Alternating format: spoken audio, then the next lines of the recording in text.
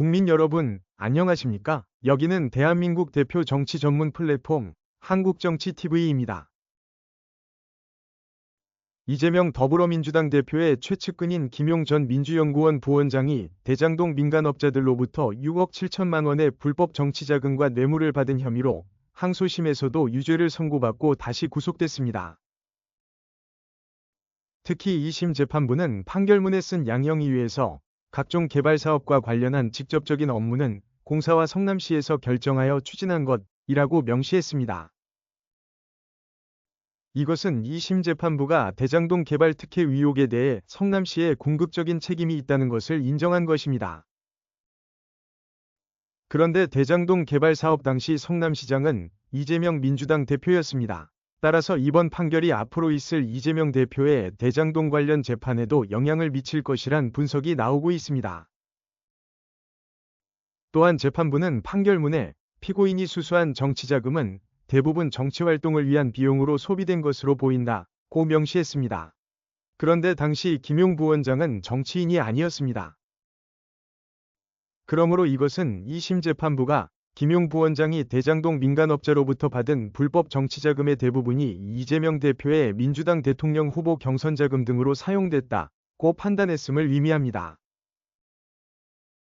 이에 따라 앞으로 이재명 대표의 민주당 대선 후보 경선 자금을 포함한 대선 자금에 대한 수사가 이어질 가능성도 있습니다. 이에 앞서 1심에서는 김용 전 부원장이 2021년 8월 대장동 민간업자인 남욱 변호사에게 이재명 더불어민주당 대표의 대선 경선 자금을 요구했다고 보았습니다. 그러면서 유동규 전 본부장과 정민용 전 실장을 통해 6억 원의 불법 정치자금을 받은 혐의 등을 유죄로 판단해 징역 5년을 선고했습니다. 1심 재판부는 법원에 제출된 증거와 진술 등을 바탕으로 김용 전 부원장이 이 정치자금 중 일정액을 2021년 대선 경선에 사용했다고 판단했습니다. 이에 대해 2심 재판부는 장기간 최선을 다해 면밀히 검토했지만 결론적으로 원심과 같은 형을 선고한다고 양형 이유를 밝혔습니다.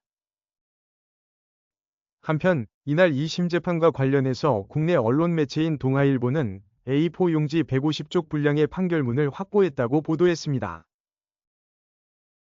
이 판결문에 따르면 이재명이란 단어가 총 130회, 경선자금은 28회 등장합니다. 2심 재판부는 판결문에서 양형에 유리한 사정으로 김용 전 부원장이 대장동 사업의 책임자가 아니라는 점을 지적했습니다. 2심 재판부는 각종 개발 사업과 관련한 직접적인 업무는 공사와 성남시에서 결정하여 추진한 것이라고 밝혔습니다.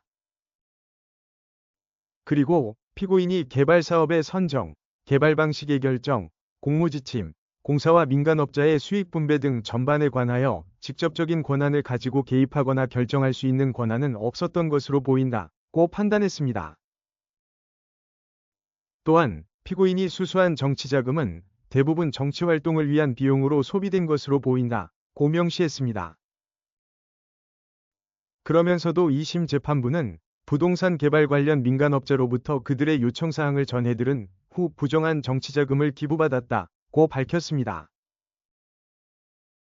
한국정치TV는 국내 최초로 탄생한 중립적, 객관적, 과학적, 불편부당한 독립정치 미디어입니다. 여러분의 구독과 알림, 자발적인 후원은 채널의 제작과 운영에 큰 힘이 됩니다.